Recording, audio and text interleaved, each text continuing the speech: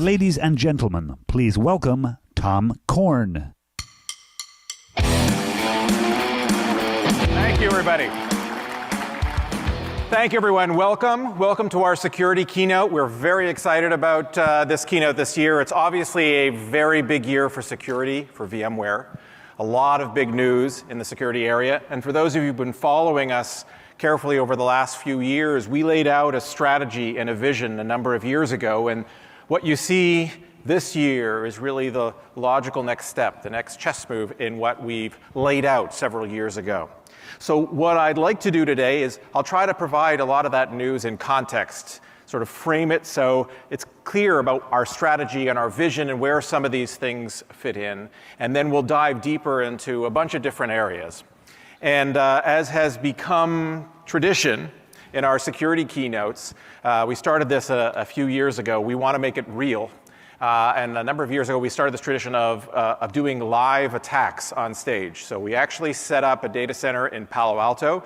We have a series of applications. We're going to bring on a red team and a blue team, and we're going to execute these attacks and defense live. Now, anyone will tell you it is insane to do a live demo on a main stage.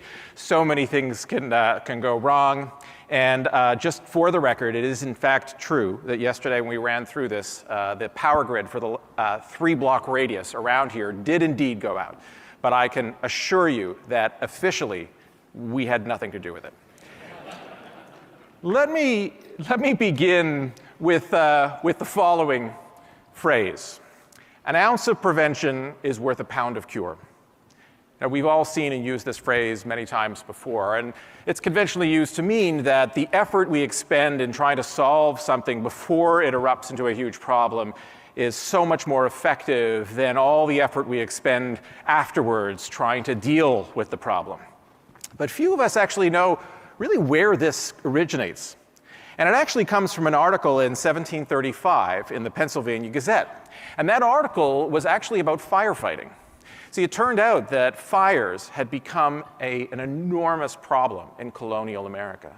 Cities like Pennsylvania and New York and London had a massive problem, hugely expensive fires that would take out large portions of the city. Now, firefighting had been something that had been increasingly invested in and increasingly had lots of innovation over centuries. You know, if you went back to the early Roman period where you had bucket brigades trying to carry water over long distances to where there were fires, or if you went to the medieval period where they introduced the earliest form of a pump, an injection device that would make water flow over a large distance into flames, or in the early modern period where we introduced sort of the earliest version of a fire truck where we could transport equipment and people and water to wherever we had fires. And over this period of time, we saw a steadily increasing investment in firefighting, and also an escalating cost of the fires themselves. It seemed like the only thing growing faster than our investment in firefighting were the costs of the fires.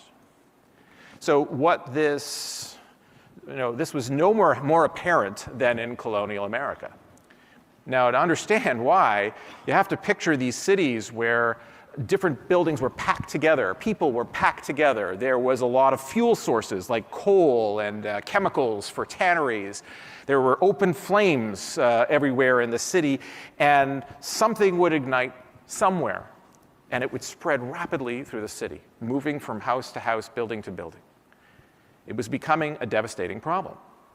And what the fellow who wrote this article was basically saying is, we have to stop starting this from a reactive way of just looking at the end and saying, how do we deal with a city that's on fire? And we have to start more in the beginning and thinking about prevention.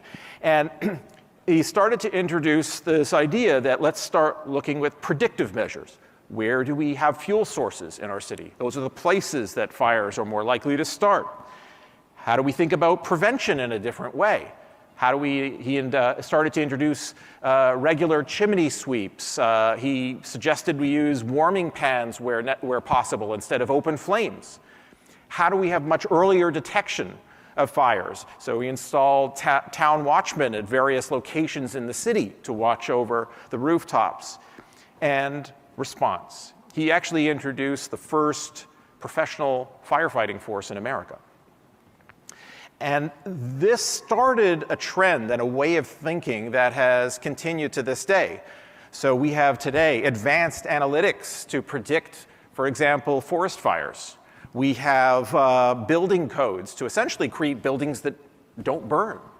The advent of smoke detectors to have much earlier detection of fires before they become a huge problem. And then ultimately things like sprinkler systems in buildings so that we have rapid, targeted, granular response in an automated way. These things have made an enormous difference on how we protect people and property. An ounce of prevention is worth a pound of cure, and it struck me as we were preparing for this keynote how close this analogy is to the cyber issue today. In fact, we often talk about it as firefighting. Now, in colonial America, we were protecting people and property. In the modern world, we're trying to protect applications and data.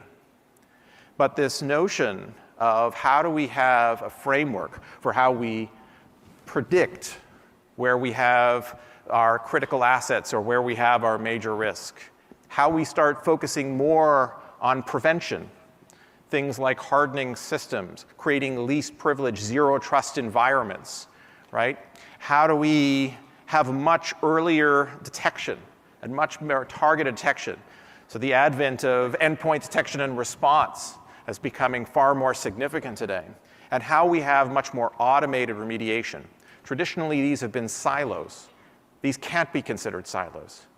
Traditionally, we thought about incident response. Today, we have to be thinking about continuous response. Today, we live in a state of compromise, and we have to be treating our environments this way. I like this particular framework. It was developed by Neil MacDonald and Peter Firstbrook at Gartner, and it's called the Adaptive Attack Protection Architecture. It's part of their sort of CARTA framework, or precursor to CARTA. And I think it really starts to shape how we need to be thinking, and it's very much in line with what the writer of that article was starting to suggest, about starting to think differently about this problem. Now, applications and data sit and are running on and are accessed by a handful of things. They run on workloads. They communicate across networks. They are accessed, they are run on public clouds, not just private clouds. They run on user endpoints or accessed by user endpoints and by users. Now, the way we are protecting these things today is this. The average organization owns between 60 and 100 of these. And I've actually been in several meetings where someone's looked at the chart and said, I think I own all of these, right? This is as much the problem as it is part of the solution.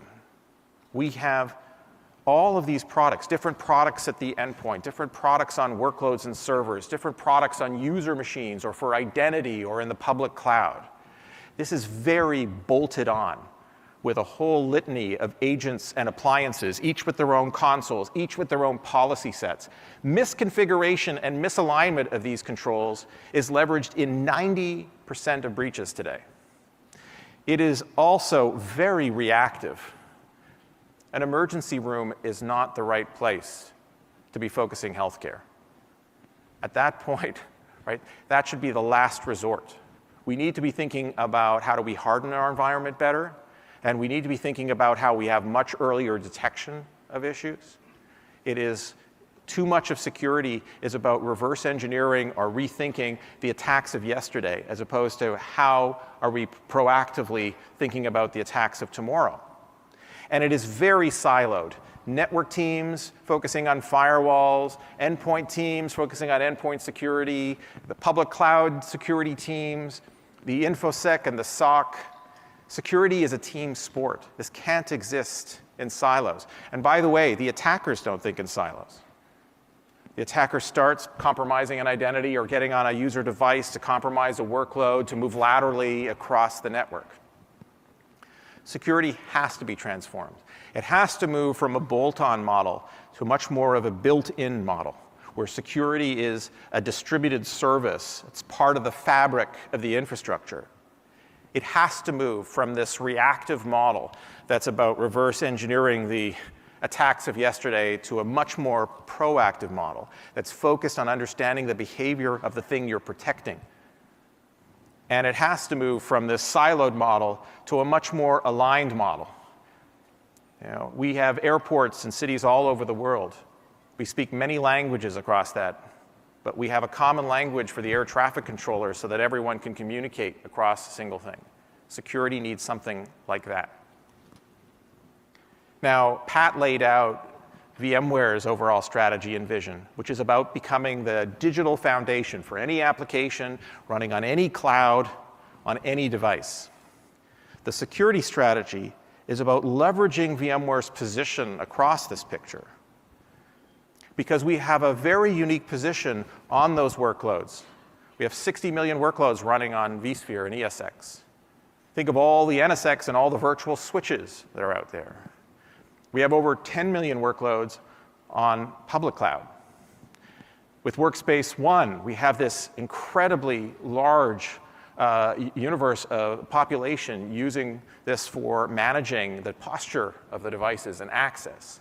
And our security strategy is about leveraging what you already have, leveraging that position, because these things have unique visibility and unique context about the applications and data that we're trying to protect. It's about leveraging that along with analytics to make sense of that, to be able to apply back to those control points where we now have this flexible enforcement point to enforce policy or enforce security decisions. This is what we're referring to as an intrinsic security layer. And to be sure, it doesn't exist in a vacuum. It needs to work alongside whatever products that you have. And we have taken it upon ourselves to go deeper with a certain population of very strategic partners to do deeper integrations, deeper alignment, workflow design. Now, a good example of that is Carbon Black.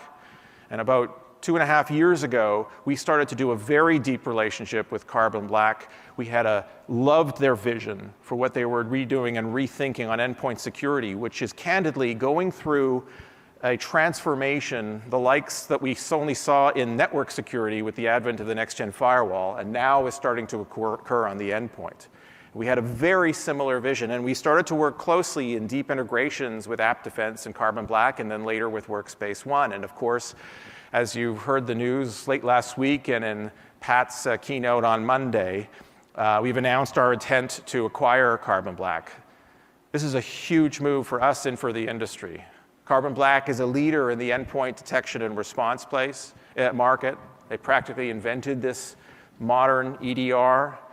Their security cloud and their EDR solutions are leveraged by over 5,600 customers and used by over 500 partners.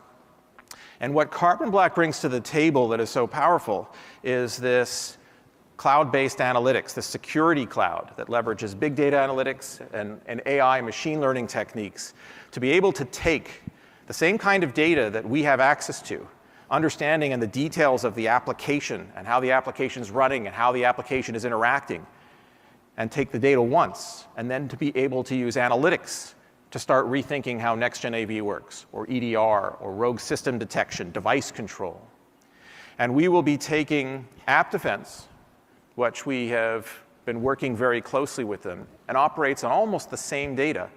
And now App Defense inside can provide application control to the security cloud, and will provide vulnerability management. Earlier this week, we announced that we've built vulnerability management right into App Defense. There's no more scanning.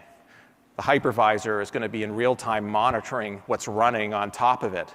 In real time, you'll see vulnerabilities. In real time, you'll prioritize those vulnerabilities. And that all becomes part of this security cloud. But even more than just adding functionality, what we can add to Carbon Black is the context of the applications and the topology. That's the common language that starts to align security at the network and at the user endpoint and at the workload and with identity. That is the air traffic control language that all pilots from all over the world, even though we all speak different languages, now speak a single language. And we can start aligning around what we're trying to protect. It's going to give us an opportunity to make this agentless on vSphere, unified on Workspace ONE, embedded in NSX to do threat analytics across the network, and integrated with our secure state technology for what we're doing with the public cloud. And I'll show you pieces of what we're doing on each of these fronts shortly. And of course, work with an ecosystem of partners, obviously with Dell and with SecureWorks, but with Dimension Data and IBM and Optiv and others. So, intrinsic security, the intrinsic security layer. What I'd like to do first is dive into workload, and then I'll sort of walk around each of these areas. And I'll start with workload. Now, workloads and endpoints, they're both endpoints. But there are some different characteristics. Whereas a user endpoint has many pieces of software, is controlled by a user, is a multi-purpose device. A workload is kind of unique in that it is part of a larger application. It is single purpose. The app server, it's part of a patient care system, does one thing. And it is administrator controlled. Now, one of the frameworks I like here is actually Neil McDonald's framework on cloud workload protection, which is basically he stack ranked all the things that you could do to protect a workload in order of the amount of risk that it addresses. The idea is that, what's the thing you can do that can address the most risk? Patch, harden. I know we talk about 0 days a lot, but 0 days are actually expensive to develop, and I'm only going to use them as an attacker when I need to, and candidly, I rarely have to. Right? Harden, patching, segmentation, system integrity, OS integrity, app control, encryption. There's a whole bunch of things that we can do to get huge amounts of risk off the table. And then it's critical to do things like endpoint detection and response, et cetera. But there is a huge opportunity to rethink on the workload, the huge amount of risk about hardening it. And it is this piece that we have an opportunity to really make a big difference that we have not seen in decades. And I think it goes back, honestly, to the earliest principle of computer security, the principle of least privilege that was developed in the early 70s by Salter at MIT. A system should be able to do the things it needs to do to get its job done, and nothing more. It's very simple. It's the military equivalent of need to know. But it's actually hard to do. And it's hard to do because few of us understand our applications and how our applications interact with our infrastructure. But it just so happens that we sit right in between these two layers, and you have it everywhere. And that gives us a unique understanding about what's running and what was provisioned in the first place.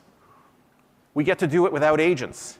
And more importantly, we get to do it from a separate trust domain, so that if an attacker has root on the machine, they can't just turn us off. And we have this flexible enforcement point that if we want to snapshot the machine or kill a process or quarantine it, all of that is something we can run anywhere. The fabric itself is software. So think of an app as a series of workloads and services. What App Defense is doing is using analytics to help instrument your workloads. So now it's not just baselining. It's classifying and validating and saying each workload, this is its purpose, this is its role, this is its composition, this is its intended behaviors, this is the processes, this is what it will talk to. And if you're armed with that context, now you can do a whole set of security and protection techniques far more effectively, whether that's to whitelist it, whether that is to encrypt it, whether that is to do vulnerability management on it. That's the idea behind App Defense. And the way we did it, every hypervisor that has shipped out of this company in the last 2.5 years has this technology built in. So anything with vSphere 6.5 and above has the instrumentation. And when you turn it on in vCenter, it connects and leverages the app verification cloud. And that's where we're doing the rich analytics, where we looked at vendor information. Carbon Black had all this incredible intelligence about off-the-shelf software so that we could understand for processes and memory, actually that is legitimately part of Windows 2012 R2, or this is legitimately part of that. Combined with integrating with your CI/CD pipeline.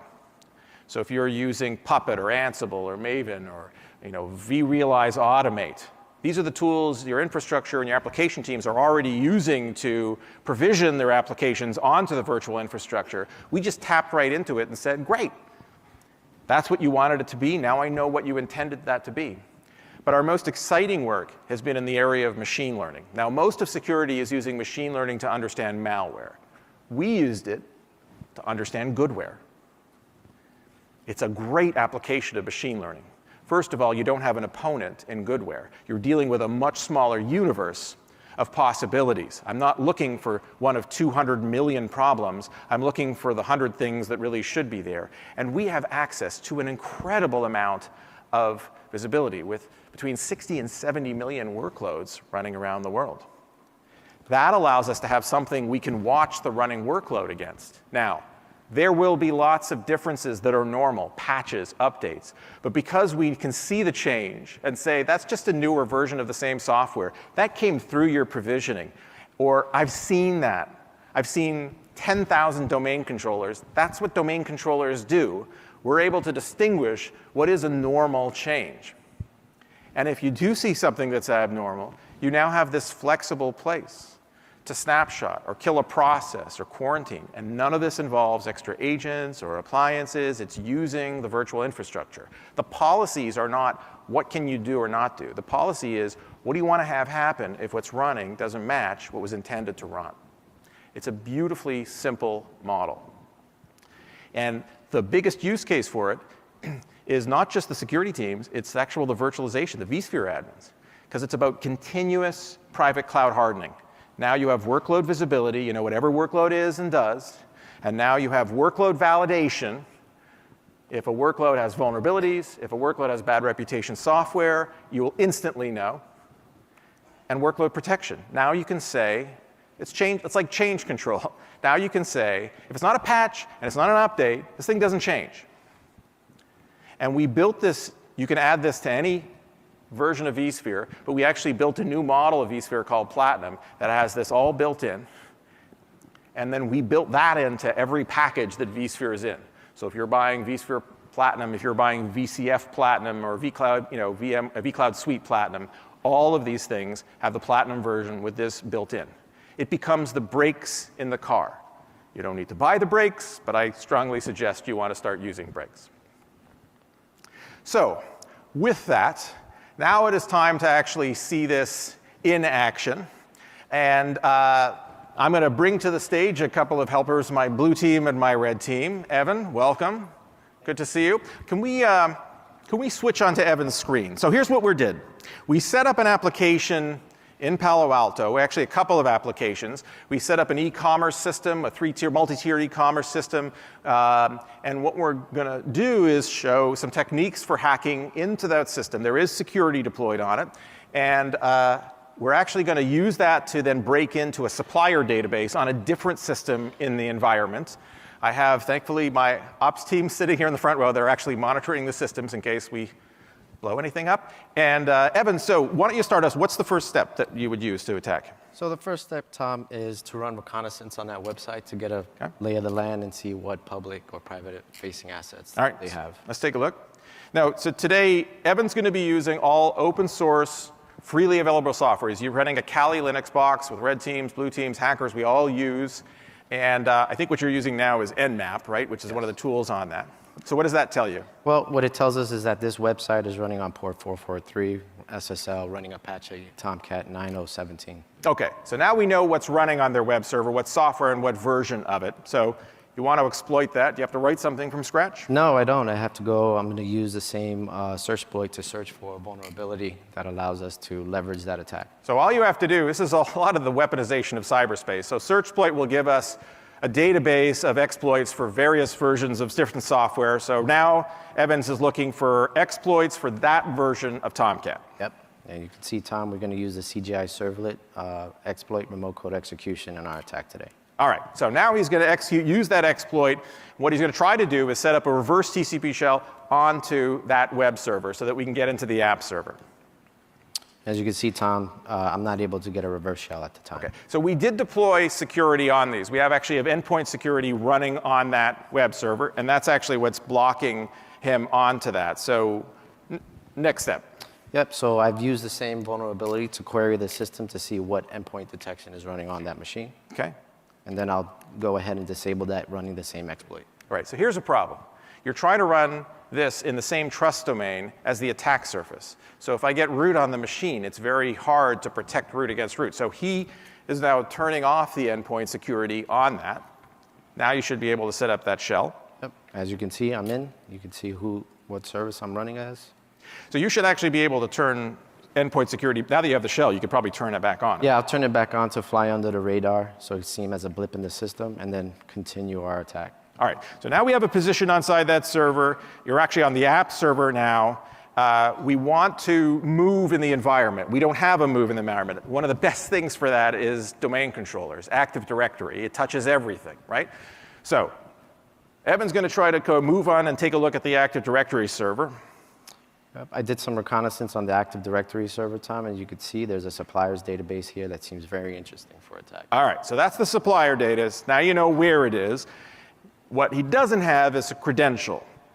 So your step on credentials? The next step is to search the system to see if there's any DB credentials that we can leverage in that context to move laterally. So one of our challenges in every one of these demos is like what techniques to show. So there's a lot of techniques for stealing credentials. Last year what we did is we did a pass the hash technique between servers using a tool called Mimikatz. We were trying to mix it up this year. We had a debate about this, but it's because it's a very simple thing.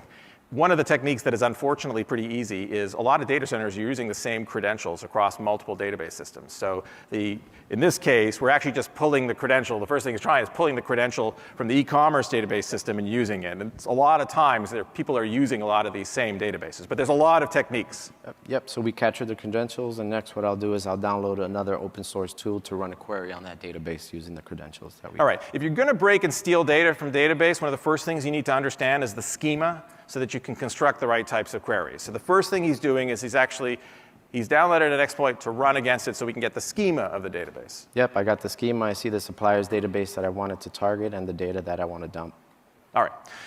Now he has the credential, he has the location, he has the schema. It's a pretty simple thing to pull the data onto the app server of the other system. Yep, I've dumped the data, and now what I'll do is I'll exfiltrate that data out to my command and control server. All right, so now he pulls it out to the command and control server, and it's ultimately about cleaning tracks. So I think the next thing you're going to be doing is wiping logs. Wiping logs and making sure that nobody detects that. Evan's going to turn all security back on. He's going to put every log in pristine condition. The last thing we want to do is slow down anything in your environment. We don't want anyone complaining. This whole notion of viruses slowing down the machine, it ain't us. It's the last thing. We would like your infrastructure running perfectly. We want to go in and out, and you don't even know. All right. Terrific. Could we flip onto the PowerPoint for a second? Just so it's clear on this. And what we laid it out is actually using, and we laid it out also with the MITRE attack framework for folks who are familiar with MITRE. So what did he do? He did recon on it using a Kali Linux box and Nmap to actually map out what software was running on that server. He was setting up a reverse TCP shell. He had to turn endpoint security. So he used the same exploit to turn off the endpoint monitoring. He then set up the shell, and he put endpoint security back on. From there, he actually went and he accessed Active Directory so we could actually frame out where the different systems were in the environment. Now he knows what he's going after and where. He needs a credential. He pulls the credential off the app server, and he uses that to get the schema of the database, and then uses that to then query, pull the data on the app database, and he's FTPing that data out. Then he wipes the logs on all of those systems. All right? That's the general idea. Evan, you are a truly evil man. Thank you. Thank you. All right. Let's talk about defense. Nolan, thank you. Thanks, Tom. Nolan is our vSphere admin. And we thought we would start with you because one of the things that we've been talking about is that vSphere admins are starting to take a growing role in security. Absolutely. You know, my job responsibilities as a vSphere admin continue to evolve, and I'm often playing a larger role in the security of my organization, which is actually kind of a cool thing because I'm often a bridge between the app team and the security team, so it kind of makes sense for me to play some sort of role. Yes, absolutely. So we talked earlier about one of the big things vSphere admin's doing is first gaining visibility. They actually understand you can't manage or secure what you don't understand, so the visibility of the workloads. And then the second thing is starting to do workload validation and hardening. So could we walk through that? Walk us through visibility and what you get out of app defense in visibility. Yeah, let's hit the visibility piece first. Oh, could we go to Nolan's screen? Yeah. So this is the App Defense SaaS Manager. And as you can see on the left side here, I have a number of scopes. And scopes are how App Defense sort of organizes the virtual machines in my environment. And I see here I have a dashboard. And if I click on the topology piece, I can actually see how my application is actually interacting with one another. So I see here I have the database, and it is connecting out to a number of public IP addresses. And I can see here that I have SVC host. And one of the cool things is it's actually going to tell me that this binary is trusted.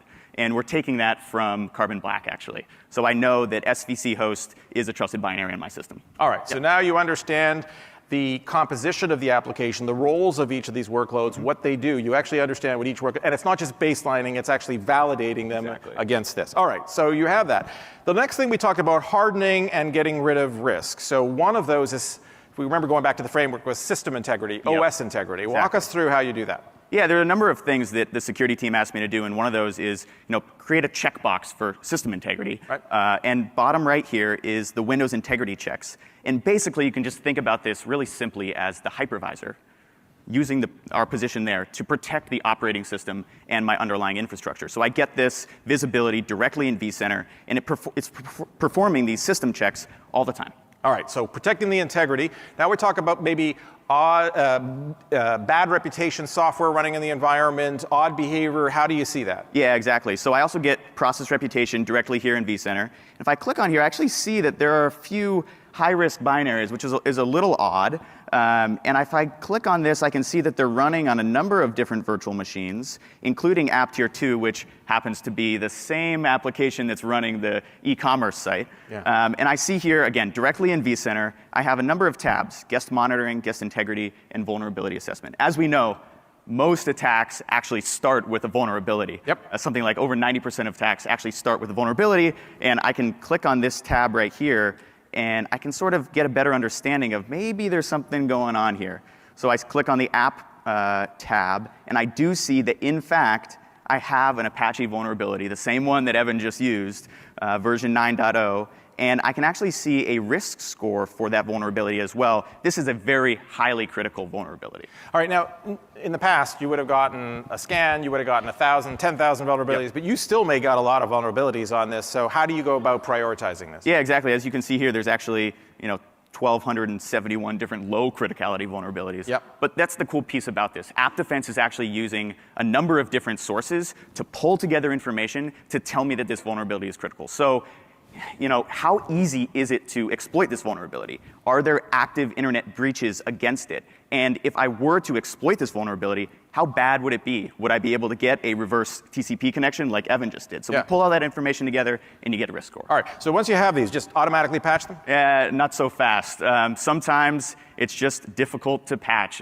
Business continuity, all sorts of reasons that app teams don't like to patch. But that's why we've got VJ here, and the security team can use the App Defense console to actually do some compensated controls against these vulnerabilities. Is that why we have VJ here? I think so, yeah. VJ, welcome. Thank you, Nolan. Yep. Greatly appreciated. VJ, welcome. Thank you. So VJ is our InfoSec person who's going to be, so we just heard about the vSphere admin and their role in this, and we've talked about hardening. Yep. But it'd be useful to talk maybe a bit about compensating controls, but also detection and response to kind of what's going on. Now, we've had App Defense running the entire time that Evan was under there. What did App Defense see? Yeah, let me tell you that. So clearly, App Defense is a great compensating control. And Evan actually thought he was stealthy. But let's look at the alerts dashboard here. Yeah. So we'll reconstruct the whole attack that Evan did right here. First of all, I'd like to point out that everything here has been classified by the App Verification Cloud. So only critical alerts actually show up here. Yeah. So let's look at what's happening here. Can you reduce the size of the fonts anymore? No, I can't. It's testing my eyes here, so Nolan's got good eyes. OK. So the first thing I see here is a command shell being spawned off. Yep. And I noticed that it's Tomcat, which is a parent process, triggering that. OK. That's not common. Yep. So I want to check if there's any vulnerability on this Tomcat here. And I can see that Tomcat actually has a vulnerability here. Right? Okay. So that's the same one that you saw on vCenter console. Yep. This has me a little concerned. So I'm saying, what is this trying to do? And here I can see that it actually tries to disable, do a bunch of things here, and spawning off a PowerShell. So I'm going to check if there's any vulnerability on this Tomcat here. And I can see that Tomcat actually has a vulnerability here. Right? So that's the same one that you saw on vCenter console. Yep. This has me a little concerned. So I'm saying, what is this trying to do? And here I can see that it actually tries to disable, do a bunch of things here, and spawning off a PowerShell. Okay. At this point, if a command shell is actually spawning off a PowerShell that is using a vulnerability in Tomcat, I'm surely worried. Yep. So I want to go back and look at the PowerShell here. And I'm going to open up this and see what that PowerShell is up to. Yep.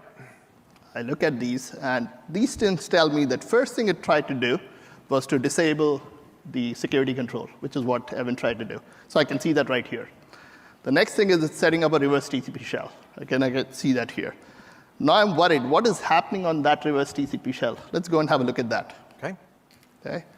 So I'm going to go back and PowerShell. This one. Whoa. Just have a look here. I can tell you the whole story. So this PowerShell is talking on port 53, which is the DNS port. And command and control traffic is often uses that port. The data being exfiltrated on that port usually, so I'm very concerned. Then I see that it's talking on port 389. This is the Active Directory port. So I can see how it's trying to move laterally, get more information. Yep. Really worried. And then I see port 21 being used, which is FTP. So it's probably moving payload back and forth. Right? Got it. At this point, I'm not just suspicious. I know something fishy is going on. Yep. So I'm going to kill the process from here right now. Now, let me do that. You want to kill the process. You want to bring up Evan's screen? Yeah, let's see. OK, so there you go. I killed the process, and I want to kill that shell. All right. It's done. You're dead. Okay. So the interesting thing here is that App Defense is not trying to understand attacks. It's trying to understand what the application is intending and doing. It's listing out all the things from connecting to things it doesn't connect to turning off things it doesn't turn off, to all the activities and mapping them out in a sequence. Now, you killed it at that point, but you could have set that up to automatically react to that as well, right? Exactly. We had to do the demo, right? So, I mean, I had to let him in. All right. But by default, the policy sets, if you could show us, the policy sets are set up to be in detect mode, like DEFCON 5. We're just sort of watching against these things.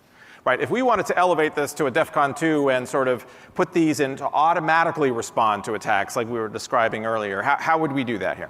Yeah, so I just did that, and I'll show you how it is done. So right now it is set to block and send alert. We did that while you were demoing. Yeah.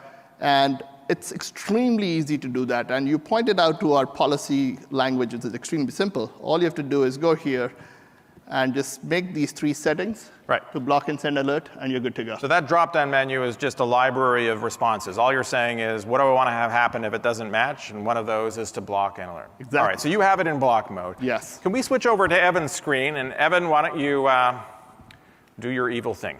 That's right. So again, your first thing you're going to what? Set up a reverse TCP shell? Well, I'm going to try to disable the AV again. Okay. And see if that works. And you can see it just kicks me out. All right, so it doesn't allow him to do that because that's not what the application on that workload is designed to do. And I can't get a reverse TCP shell either. Because that's not what the application was designed to do. Getting to Active Directory? So getting to Active Direct, thank you, VJ, for those RDP credits. Oh, that's true. So you wouldn't be able to go onto that. So we've asked, you've set it up already? RDP? RDP, yeah, I gave him the creds here. Okay. So yeah, so I don't usually let's assume he can get in. Let's assume he has another way to get in. He has presence on that machine. Yep, I'll go over here and try to open up a PowerShell command prompt. And as you can see, I'm clicking away. Because that's not what that application is designed to do. What about going after the database? I'll try to run the database script. And you see it errors out. Not because the system understands the millions of ways of attacking, because it understands the 50 things that this thing does. And that's all that it can do. All right, terrific. Evan, VJ, thank you so much. Thank you. Greatly appreciated. We can go back on the slides. Power is still on. It's good. All right, let's talk about network for a moment. Now, in the network, there's also a difference between the traditional enterprise firewalls that we've placed on our north-south boundary and the problem that we have in network security inside our east-west traffic. You know, on our north-south boundary, we're dealing with a entirely different problem. We deal with a litany of unknown hosts doing external threats, trying to break our perimeter. East-west is an entirely different problem.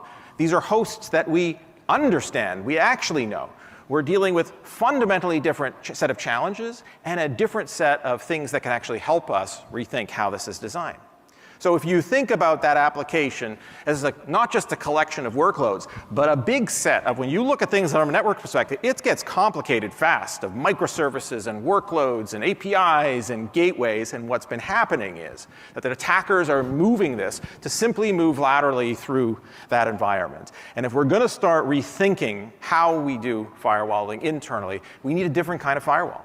And that's what the NSX team has been driving on this notion of a service-defined firewall. It's a firewall that understands not, when we say application awareness, most application-aware firewalls lack awareness of an application. We're talking about the topology, not just protocol analysis, what composes the application, and a policy that can move with the workload and not deal with appliances, but something we put in the hypervisor that can be a distributed service.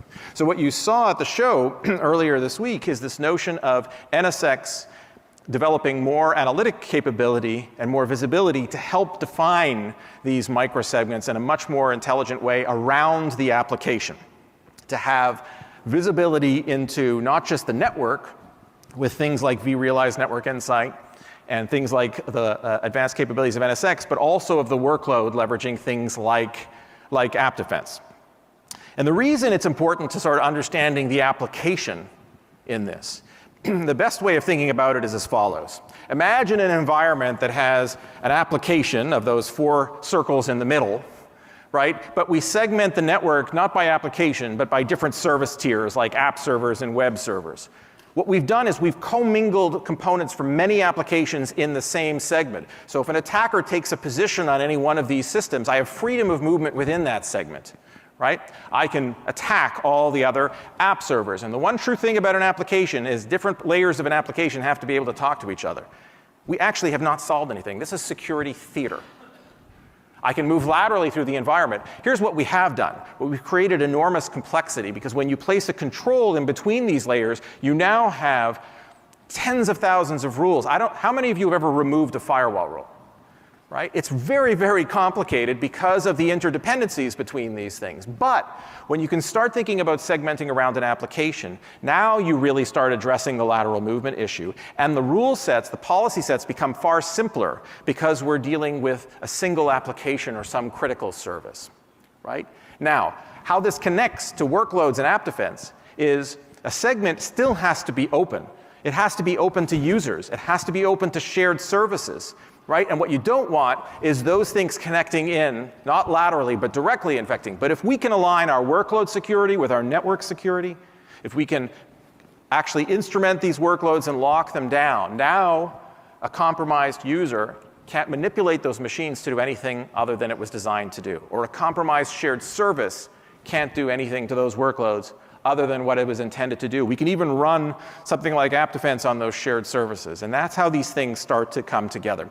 So if we can actually take a look at this system over here, and what you saw a little bit of the other day was something called NSX Intelligence. Now this screen starts to use NSX's insight into the network, as well as VRNI, and is also taking telemetry in from App Defense on the workload side, and it starts to map out the connections and the understanding and the constructs of an application. And what we can then do is have the system start to recommend policies based on its understanding of these pieces. And they can start to automate this process. For those of you who saw us last year show adaptive microsegmentation using App Defense, right? This is the next step in that, which is taking not just App Defense, but correlating it with the network information and the net flow, including historical net flow logs, to be able to sort of marry and map those together. So here, NSX Intelligence, using these various components, creates an automatic policy. Now you might scare the heck out of you to just take an automatic policy. One of the cool things is my ability to simulate this. I can actually simulate what would happen if I were to take this policy and run it over my NetFlow logs over some period of time. And now I can see what would have happened. Would this have blocked anything? So this is the kind of power that you start having with something like NSX Intelligence and the work that we're doing with the service-defined firewall. If we can go back to the main slides for a moment. Let's talk next about user endpoints and users' identities. And this is where it starts to get into the very, very exciting area of Workspace ONE. And for that, I'm very pleased to bring up to the stage the CTO of End User Computing, Sean Bass. Sean? Hi, Tom. How are you? Good, thank you. I give you channel command. Thanks very much. So you've seen some really cool, interesting things that we can do to protect workloads, cloud, network.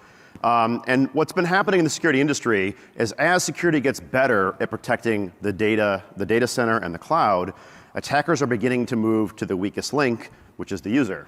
If I can trick the user into clicking on something, compromising their device, I can piggyback their network connection into the data center, either via a VPN or via the corporate network. And if I don't have that segmentation in place, then I can easily attack hundreds or thousands of other resources. So what we're going to talk about is how do we actually use endpoint posture and identity posture in order to protect the things we care about, which is the apps and data that Tom and team are protecting in the data center. So the way we do this is through the same principle Tom talked about earlier, least privilege. How do we make sure people have the least privilege on their device, the least privilege on the network, and the least privilege access to the data center applications and data? And to do so, we look for things like, are they coming from a trusted device? Are they who they say they are? Can we prove that their identity is accurate and that they have guaranteed their identity? And then for the transport point of view, should they be allowed into the network based on what we know of their device and what we know of their identity? If all those things are true, the user gets in. Now what we've done in Workspace ONE is built some analytics on top of this in order to not only look at all those data points, but actually start calculating risk scoring and using that risk scoring to influence the outcome on a continuous basis of a real-time decision of should this be trusted or not. This is the base premise of a security framework called Zero Trust, and Tom alluded to this earlier. So let me just give you a quick example, hypothetical. Let's say a user comes in, their device is trusted and secure from our compliance policy, their identity is trusted and secure. I'm going to let them connect through their per-app VPN into the data center, and they're going to access their application and data because it's a low risk score. If, however, the person's device is risky, there's some compliance security policy wrong with it, I may still allow them in on that device, but I might challenge them with multi-factor authentication. Think about something coming from a device they don't normally use, an internet kiosk. I just want them to prove that they're really the user we intend, and then I'll give them access to that application. Last scenario, and this is a risk score is medium. Last scenario is the person's device is not trusted, and their user identity is risky. Maybe they've had a lot of failed login attempts. This risk score is high, so we're going to flat out block access into the data center and prohibit them from getting to the applications and data. So what I like to do is show you how all of this works in Workspace ONE. So let's kick off the demo.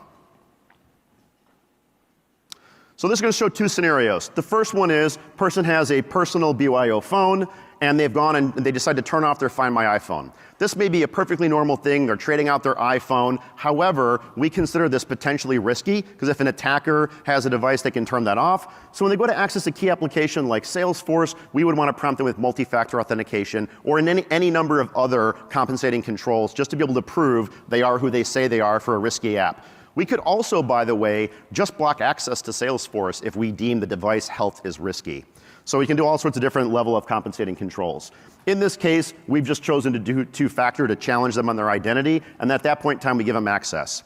This same user, a few days later, is using their Dell XPS laptop, and they get this email to download 35 shareware applications. You can totally trust us, download this, install this, it'll make your Win 10 experience great. This person has clearly not attended their security awareness training because they should know they shouldn't do that. Now, when they go into Workspace ONE, Intelligent Hub, they're going to see a couple of alerts here. The one at the bottom is that IT has notified them 5 times now they were supposed to take the upgrade to the latest version of Windows 10. And the latest alert says that your device risk score is elevated because of some things that we found related to your app download experience, how many applications you've downloaded. Now we're going to take a look at the admin view of this. The admin view, if you look at the bottom there, there's 4 different risk indicators we're tracking. Have they deferred updates too long? Do they have risky settings that are not in compliance? Do they have unusual applications? Or have they done a compulsive app download?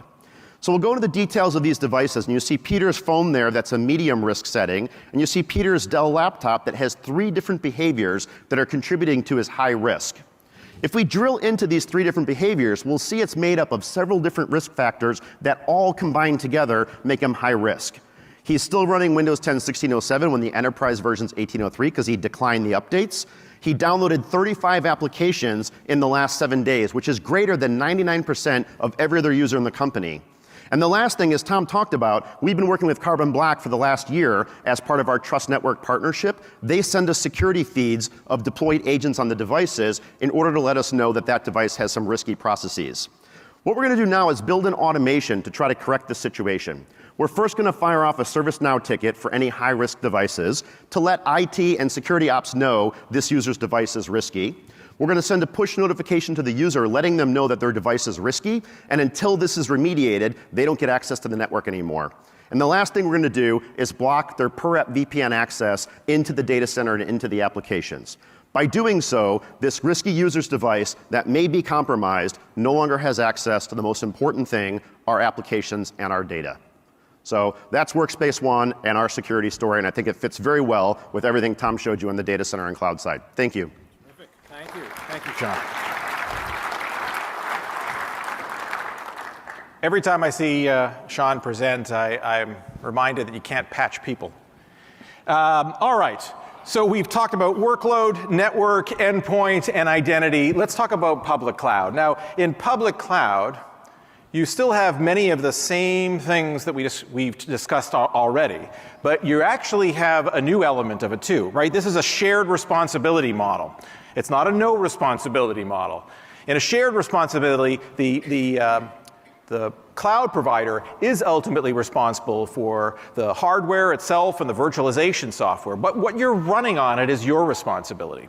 So there still are the elements that are about the workload and the network that we described before. It is important that you're running things like Carbon Black and NSX and all those pieces on that. But you have a new element, which is the configuration of the resource configuration of the cloud itself. And it turns out to be a huge, huge issue today. When you look at the breaches that have occurred over the last several years, it's incredible how many of them actually related to configuration issues. And you've seen headlines of that even quite recently. That's the idea behind Secure State. What Secure State does is actually leverage what is already there in the cloud and applies analytics to really understand the configuration of those components, to get contextual insights, to be able to correlate risk, to be able to automate how you can deal with these configurations to ensure that you're really operating on a trusted model in the public cloud. And for that, let's take a look at it. Jason Needham, welcome. Hi, Tom. Thanks for having me. Great to have you. So walk us through Secure State. Yeah, so we had a new marketing department and some experimentation going in cloud accounts, and you asked me to hook up Secure State into those accounts. Wiring in the cloud security tool, Secure State, really just takes a couple of minutes. We go ahead and we index the accounts, and right away we get an information and a high-level view of everything that is going on in our environment. Within Secure State, we have a set of predefined policies and rules that are looking for common misconfigurations, best practices. We even map them to compliance frameworks to give ourselves an idea, so if we need to go back and kind of look at how we're doing against CIS or other standards. But let's drill in a little bit. I'm going to go into some rules, kind of look at the view that way. So what we're doing here is, within Secure State, we organize the findings around common rules and misconfigurations. And this goes well beyond some of the things that we've heard. Maybe I see some open buckets. I've got some RDS instances that look like they're exposed. This one in particular, the SSH key, this is interesting. Let's drill into this. So right here we're seeing we have an admin policy that looks like it's exposed. I'm going to go ahead and take a dive deeper here.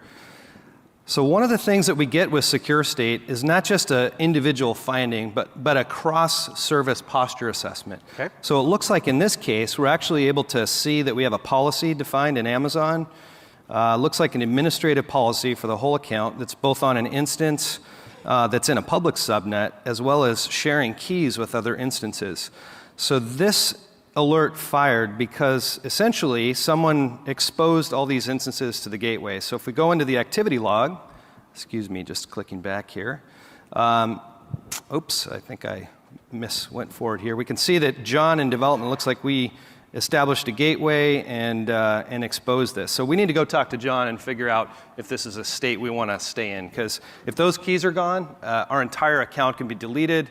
They can open up buckets. They really have free range to our entire Amazon infrastructure. Right. Okay, terrific. All right, so you're talking about a little bit of automated policies, but what if I want to actually ask directed questions? I'm doing an investigation. I'm sort of querying the system. Yeah, so Secure State basically builds a map of all the cloud resources and how they relate to each other. So we have within the tool this product around this element around being able to explore capabilities. So I'm just going to go ahead and choose a cloud account, and I'm going to go ahead and look for the instances that I've got defined in this cloud account, or I'm going to start with the IAM profile. I'm going to go and run this.